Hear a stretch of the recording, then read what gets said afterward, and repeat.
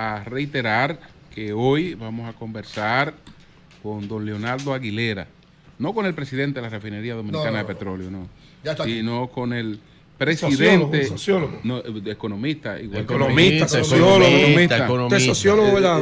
Economista, econometrista. Maestro, que fue el único que se atrevió a publicar encuestas días presidente antes del Centro Económico del Cibao. Vamos a conversar él con y Miguel Medina. Vamos a conversar con él en breve. El más asertivo. Sí. Allí tiene que ir donde Miguel Medina. Centro Económico del Cibao. A pedirle disculpas. Sí. Vamos a conversar con él en breve. Entonces, Magín, ¿cómo estás, Magín? No, muy bien. Encantado de estar aquí esta semana otra vez. Salud. Tú sabes que a propósito de Magín, un poquito más temprano citaba a Henry Carey, el mejor economista americano del siglo XIX, y que para no decir que era el mejor, Mary Angel lo que decían era que era el único economista que tenía Estados Unidos. Sí, porque todavía la ciencia estaba en sus inicios, digamos, y el origen es Inglaterra. Entonces los grandes economistas del siglo XIX fueron ingleses. Entonces en Estados Unidos empezó después, obviamente, y luego sí se desarrolló, y de hecho la mayoría ya de los premios Nobel son economistas, y ya a principios del siglo XX pues empezaron a surgir las grandes figuras como Irving Fisher, que era para muchos considerado el mejor economista de la primera mitad del siglo XX, pero anterior a él, economistas como Henry George pues empezaron con esa tradición de la escuela americana, pero inicialmente Inglaterra. Sin duda. Bueno, Magín, comenté recientemente tu artículo sobre el sector eléctrico, sobre la situación del sector eléctrico que lamentablemente ha empeorado y sigue empeorando en todos los órdenes. Lo bueno que aquí pasamos de historia económica a economía dominicana. Sí, o sea, manejamos muchos temas. Eso. Sí. Mira, yo escribí esta semana, lo hago de vez en cuando sobre el sector eléctrico, y yo creo que uno de los mejores consejos que me dio un economista, amigo de Eury, cuando yo llegué de estudiar, es que si tú quieres entender la macroeconomía de este país, tú tienes que entender el sector eléctrico. Esto lo dijo Andy. Correcto. Hace más de 20 años cuando llegué de estudiar. Y es simple, o sea, el sector eléctrico es históricamente entre el 40 y el 50% del déficit fiscal. Inmediatamente, si es la mitad del déficit, es la mitad de la deuda que se ha acumulado en el país. Exacto. El sector. En algún momento ya no. También las variaciones del tipo de cambio dependían del sector eléctrico. Cuando salían a comprar dólares para pagar los generadores, eso a veces hace años generaba problemas. Entonces, como economista, macroeconomista, si tú querías entender lo que pasaba con la economía dominicana, hay que entender el sector eléctrico. Y yo creo que hubo muchas expectativas al cambiar el gobierno, expectativas que uno sabía que no se iban a dar, porque es un déficit muy rígido, el del sector eléctrico. Por un lado, muy dependiente de los precios internacionales, y ahí el gobierno ha tenido mala suerte porque subieron los precios en un momento muchísimo. Ahora creo que el gobierno fue valiente, subió la tarifa hasta un punto que no se subía desde el año 2011. Generalmente aquí los aumentos de tarifa están vinculados básicamente a instrucciones del Fondo Monetario. O sea, en los 20 años, cuando Hipólito la subió, fue que el Fondo Monetario le dijo súbala. Cuando se subió con Leonel en el 2011 fue o la suben o no, se cae el acuerdo con el fondo.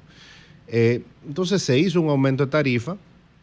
Ahora, cuando uno ve los datos, a noviembre que están publicados, que es simplemente lo que yo hago, yo no hago juicio de valor, la distribuidora al mes de noviembre en el 2023 un déficit de 1.400 millones. O sea que el déficit de dólares. Si tú incluyes diciembre, pues va a ser más de 1.500 millones de dólares. Claro. El déficit sigue subiendo. Sí. Ahora, un dato que es preocupante es que olvídate del 2019, del 2020, porque lo que alega el gobierno, esto no es comparable porque nosotros ahora damos más energía. Bueno, ¿qué pasó con las pérdidas 2023 con respecto a 2022? Aumentaron de 32 a 36%. Y ahí ya no se... dando casi el 100% de la energía. Y por eso yo digo en el artículo, cuidado, la decisión de dar el 100% de la energía, aunque no se pague ese 100%, está provocando un deterioro. Ahora, esos son los datos. Pero yo concluyo diciendo, no, esos no son los datos preocupantes. Lo preocupante es que tú tienes un círculo muy malo en el sector eléctrico. Si tú inviertes mucho, el déficit aumenta. Entonces, Hacienda quiere controlar el déficit. Entonces, no hay mucho dinero para invertir para controlar el déficit. Pero si tú inviertes poco, el déficit va a ser más alto en los años siguientes. Porque la inversión que tú haces ahora te ayuda a bajar las pérdidas dentro de 2, 3, 4 años. Como en estos 4 años se ha invertido un 50% menos, inversión es en equipo, en contadores, en mejorar la red, etcétera, significa que ya es seguro que en los próximos 4 años el déficit va a ser alto. O sea, ese déficit, ya cuando los partidos, los candidatos a presidente estén haciendo su programación de las finanzas públicas, tienen que poner un número alto obligado, porque la inversión ha sido baja. Entonces, una inversión alta ahora aumenta el déficit. Si la inversión es baja, ahora aumenta el déficit en el futuro. Entonces, como país, bueno, tenemos que ver por qué. Porque aquí se va a plantear un aumento de impuestos. Pero tú vas a plantear un aumento de impuestos cuando hay un sector que no está controlado, que te explica más del 40% del déficit fiscal. Entonces, esto no es un tema del PLD, del PRM, o sea, esto es un tema que hay que discutirlo ya como sociedad. Bueno, todos los países lo han resuelto, en todos los países se cobra la energía, hay pérdidas de 10, 15%, pérdidas técnicas, pero no hay un país que tenga 50 años con una crisis. Y como yo dije, no se trata de personas. Tú ahí has nombrado a la gente más competente que hay en el país.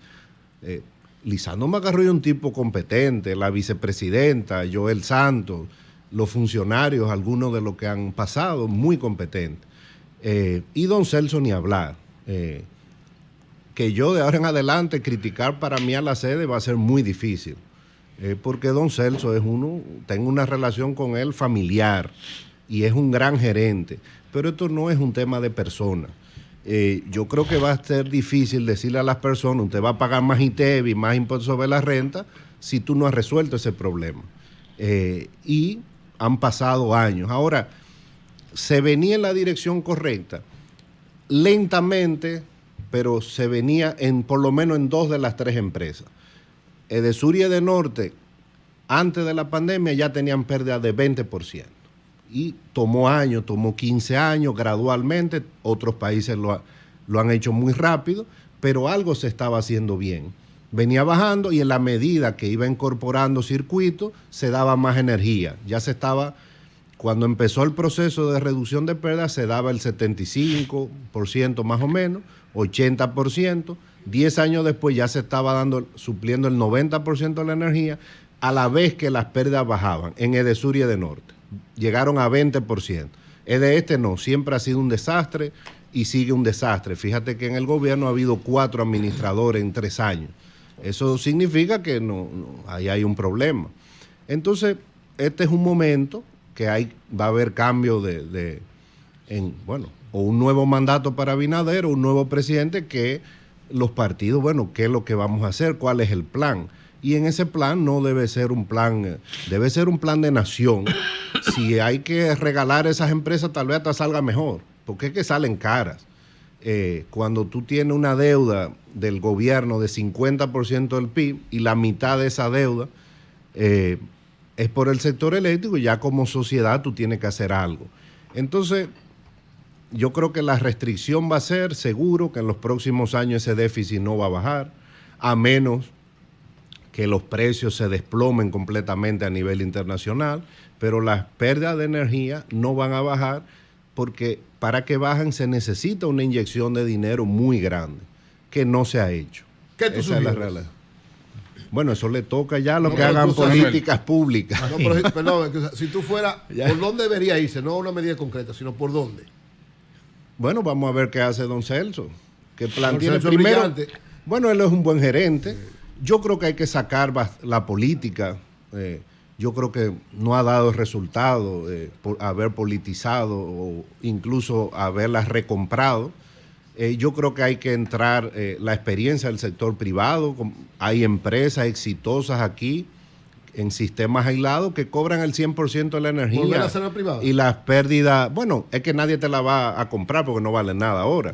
Tendría que ser algún tipo de concesión o alianza. ¿Una alianza público-privada? Algo así, porque no te la van no te van a pagar un precio por algo que tiene pérdida millonaria. O si el sector privado entra, te va a exigir mantener el subsidio durante varios años. Entonces, esto es un tema serio que va a requerir, yo creo que el aporte de todos como sociedad. Manuel. Magín, Terminamos ahí. habla bueno, vaticinas un crecimiento del déficit por la falta de inversión. ¿A qué atribuyes esa falta de inversión si todo el mundo sabe que cada año la demanda crece aproximadamente un 6% en el sistema?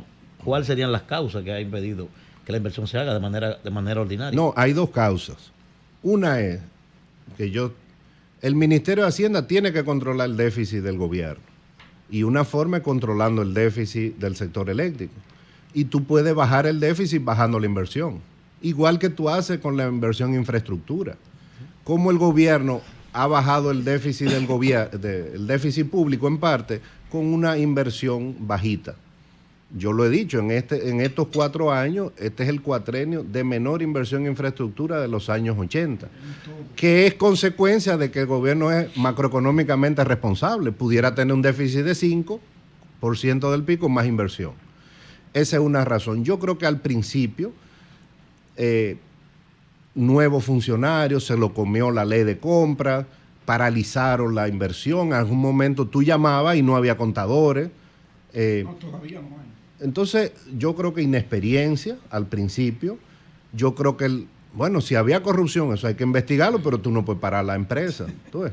O sea, tiene que investigar la corrupción, someter, perfecto. Eso, nadie critica eso si está bien argumentado.